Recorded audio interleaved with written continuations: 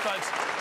Look, as we've said on the show before, a lot of people at home in their garages build things in their little garage. They tinker. Now, there's a guy in Melbourne called Nick, Airport West in the western suburbs, yay for the West, who had a dream of building a supercar, and he did. And what he built is something really special.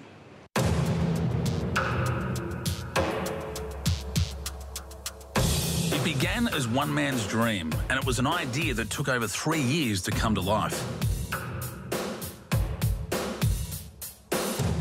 That dream was not just to build a supercar, but also to design and build the parts as well. The result is this: the Redback Spyder. This Redback Spyder is a genuine one-off. Now, I know a lot of people are going to be saying, who would be mad enough to buy an Australian garage-made supercar when for around about the same money you could buy something like a Porsche 911 or even a BMW M5? The answer is to be found on the street.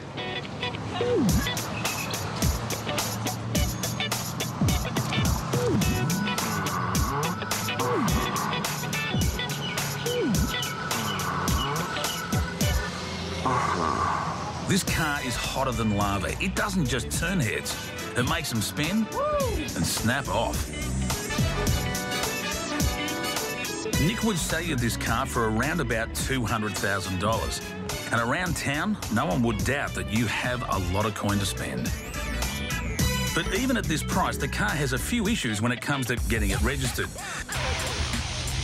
Because it doesn't come with windscreen wipers, there's no handbrake, and there's the absence of a seatbelt indicator light. Therefore, you can't really drive it on public roads. Do I look like I care?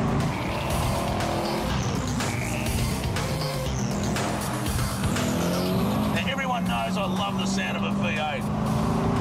But I challenge anyone to hear this and not go, oh yeah! By a 5.7-litre V8, the Redback Spyder has 550 horsepower. It does 0 to 100 in a whisker over 3 seconds. The fastest speed it has reached is 254 kilometres an hour before it ran out of track, but it's estimated to be able to reach more than 300 kilometres an hour. Now, this car is most definitely not a kit car. This car was hand-built, every piece painstakingly and lovingly built from scratch. I even had to make the tooling to make this windscreen. What does all that mean? This windscreen is worth $10,000. Ouch! But how this car got from prototype to the racetrack is almost as fascinating as the car itself. An American who has a bit of money, well, he went on the internet looking at dangerous spiders of Australia and came across, mistakenly, a photo of this car. He rang Nick and said, I want to buy that. And Nick said, well, it's not actually a car, it's just a prototype, it doesn't even run. And this American said, if I give you a whole lot of money, will you make me one? Nick said, you bet.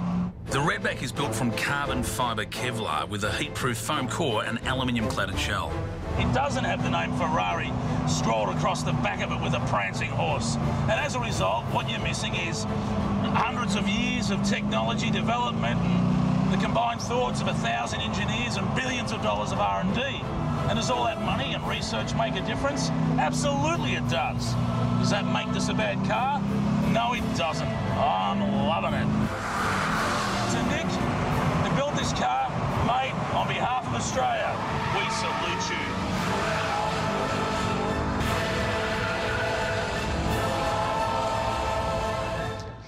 Okay, so there you have it, the Redback Spyder. Great car.